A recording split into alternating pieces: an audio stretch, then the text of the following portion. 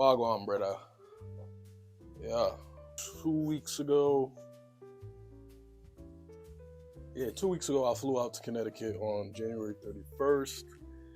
I got back yesterday, and it's been like 5 months since I've gone back home. It's been a minute. And I had some thoughts that I wanted to share with y'all. I was going to do like this vlog style thing, like in the previous Florida videos. But the algorithm said, fuck no, nigga, that's not gonna cut it. So, yeah, I'm gonna just get back to my original plan for this whole thing, which was just sharing my thoughts and feelings about, different things, and hoping to provide as much value as I can in doing so. So I jotted down on the side here, I wrote out a little script, some notes, if you will, on just like thoughts that I was having while I was back in Connecticut. And first things first, you get back home, and honestly, it just didn't really feel like home.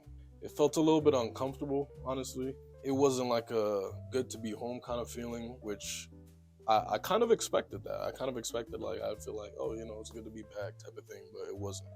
And seeing people's faces and stuff like that felt weird. It was almost like I was meeting them again for the first time. Like, you ever have like a friend that you've only known online, or somebody you follow and you only seen them online, then you see them in person and seeing their faces, like, oh, like you're a real person. You know what I mean? So that was that. Just overall, being there, like, as soon as I got to the airport, I got outside and I pulled up to Hartford and got some some beef patties, some Jamaican food, because ain't no Jamaican food out here. And it just felt like nothing around me had like changed, and everything kind of looked the same, but I felt like I had changed both physically and mentally since the last time I was there. And first thing I did when I got back that day is I went to Times Square, New York, in a sad attempt to watch the ball drop. And I say sad attempt because it was raining. Yeah, I'm gonna be back out here next week, so we're gonna try again. But it is December 31st. Nigga, I'm trying to do this shit. Get some fucking content out here, boy. Nigga, fuck your content, nigga. You want content? Let's do some OnlyFans, nigga. And I didn't know you had to pay to see the ball drop. Maybe I'm an idiot for that, but I'd always seen it like on the news growing up, but nobody ever said like this costs money. So didn't get to see the actual ball drop, but I was in Times Square with hundreds of thousands of people, and it was pouring rain, and I had just bought these brand new Timbs that I ordered before I went out to Connecticut, and I had them next day shipped. So when I arrived, they were there waiting for me, and I wore them to New York because I just felt like I had to have the Timbs in New York, like very New York, very dead ass, like, you know what I'm saying? Messed up my Timbs, had to get them deep cleaned. But other than that, I was still excited to be there. It felt more familiar being in New York than it did being in Connecticut. So that was how New Year's Eve went. And then the next day, January 1st, I had pulled up to my old apartment. And I was there to see my cousin, who was still living there and was my roommate at the time, and my brother. So we all had met up there. It was the three of us and three of our shorties, whatever. We was all there kicking it, catching up briefly, and I can't tell you like how thankful I am to be out of that apartment. And I know bro is like looking forward to the day that he can up and get out of there too, because it was just like some damn, I can't believe I used to live here, like the dim lit hallways, like just super narrow, barely like two people can't even fit in the hallway, side by side.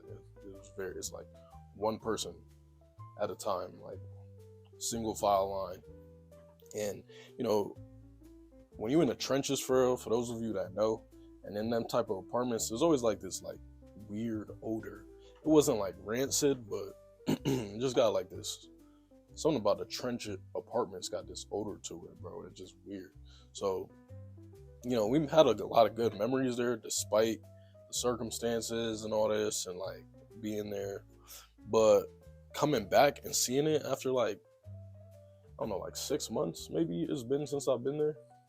It was just like, wow, what the fuck? It was just so much smaller than I remembered it to be. And the bodegas that were on each corner of the 2 blocks right in front of the apartment. For those of you that don't know, a bodega is like a convenience store. So the bodegas that was there, like, they just looked worse than I remember, and damn near like they were going out of business. Like, there wasn't nothing in them things. So, and even that, you know what I'm saying? Like, even though I haven't like made it, it was definitely like, oh shit, like I really made it out the hood, because it was just trench work, baby, trench work. I was taking all this in, and I was realizing like why being back felt so uncomfortable, and it was as if I was trying on clothes that just didn't really fit anymore. In other words, I had outgrown the place. And as I was expressing this and I was telling Shorty about this, she had said something to me that was honestly like probably like the wisest shit like she low-key ever said to me. It was like, maybe now that you've grown out of here, you can leave everything that happened in the past here when you go. She said, I know most of the memories you have here aren't good, so now you can just leave those bad things here. I ain't gonna lie, it was kind of a revelation when she put it that way. It was like a real bingo, aha kind of thing. I hadn't considered that I was still carrying or holding on to who I was in Connecticut into these new places that I was living. And maybe you're doing the same thing. Maybe you left home, and if if it was anything like my experience where you didn't have like the best experiences at home in your environment, or it could be, matter of fact, maybe you left home, you left a relationship, whatever it was, and you just holding on to like those things that happened in that situation, in that environment. And quite literally, you're living in the past. You know what I mean? Like, you might physically be where you are, but spiritually and mentally, you're not there. So, and it just had me thinking, like, outgrowing things is like one of the most human forms of molting. Like when a scorpion or a spider or a snake like sheds their old skin, and as they grow, and in the moment when you're living or in the situation or in that relationship that you're in, it is where you're supposed to be in that moment. However, it's only for that season that you're there, and once that season passes, like I was saying, like a reptile or a fish in a tank, you'll never outgrow the environment that you're in. So if you stay mentally and spiritually in that situation, in that environment, then you'll never grow. You know what I mean? And I couldn't grow anymore in my environment and in the circumstance that I was in. So being away is what I needed. I really needed to leave Connecticut, and I've been feeling that way for years. And Lord knows I did everything within my power to become something more while I was in Connecticut. When I tell you, like, it wasn't for lack of trying, but being burdened by homelessness and depression and poverty and general lack of resources and going through grief from loss of a loved one, like, it was only so much I could handle and take, like, staying in that place, bro. So yeah, like, being in Connecticut, I'll tell you what, like, it forged within me a resilience that I really feel like only a few people could ever understand, so that was kind of like my thoughts and things, like being back home. And you know what, another thing I want to touch on briefly is that I was talking to a homie out here in Nevada. I was telling him what I just told y'all, right? And as the conversation, you know, progressed and things like that, I had also shared with him some self-doubts and things that, you know, I have from time to time. And he had said something to me. He was like, yo, you know, when you get that question of, when you ask yourself like that question of like, yo, am I really who I say I am? And bro, he said that, and it was just like he like a gut punch, you know what I'm saying? Cause that's real shit. Like I've had that moment like a few times, not often, but a few times where I asked myself that question. It was at the time where, you know what I'm saying, I had a loved one that passed away, and another time when I was in boot camp. Those are the two times I can remember asking myself. And when you have to ask yourself that question, bro, like it's a real, like, not earth-shattering, like ground-trembling kind of moment, you know?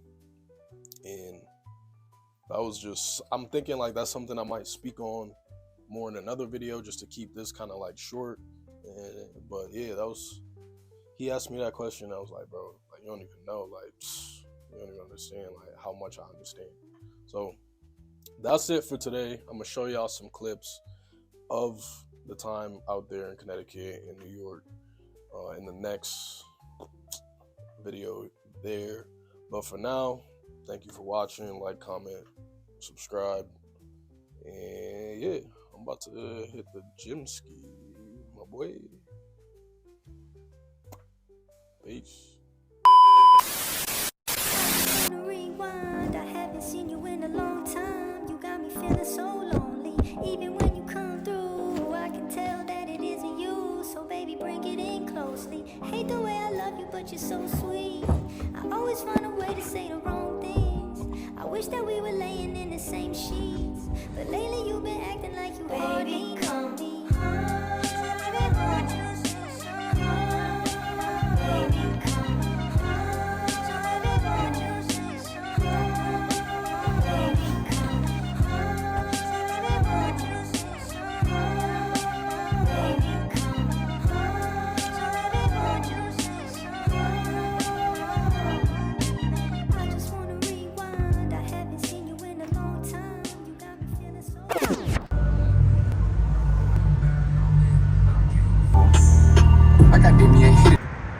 Acknowledge our dependence upon thee and the preservation of human freedom. Go with us as we seek to defend the defenseless and free the enslaved. Special forces Be dropping the dog, and you niggas friends, you broke my heart. Like one day I'ma really will pull me a crown, cause you keep frontin'. You at max altitude?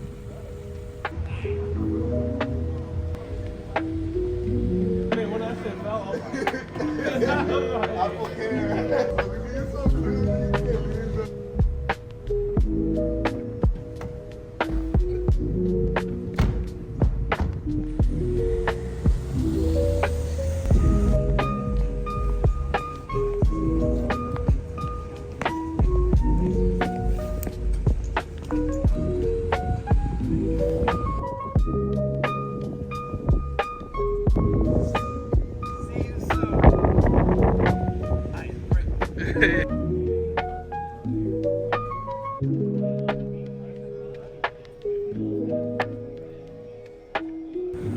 Alright, gang, we outside. I got a couple of the members with me. Alright, Claude. We got Claude right here. Speed Demon. We got my boy right here. Big Chopacito. Jordan. Say what up, Jordan. What up, what up, what up? We out here, man. You feel me? Having a good vibe, a good time. We got, yo, Eric. Eric, we got Eric right here. Yo, Eric, get the fuck out the car real quick, bro. Come on, bro. Get the fuck out the car real quick, gang. Come on, you bitch ass nigga. Alright, it's cool. I'm gonna bring it to him, alright? Alright. Alright, folks, right here. Right here, we got the one and only, right? We got the one and only right here. 150 pounds, 5'7", hailing out of Hartford, Connecticut. The one, the only, Seaman Demon. Yeah. Big semen demon right here.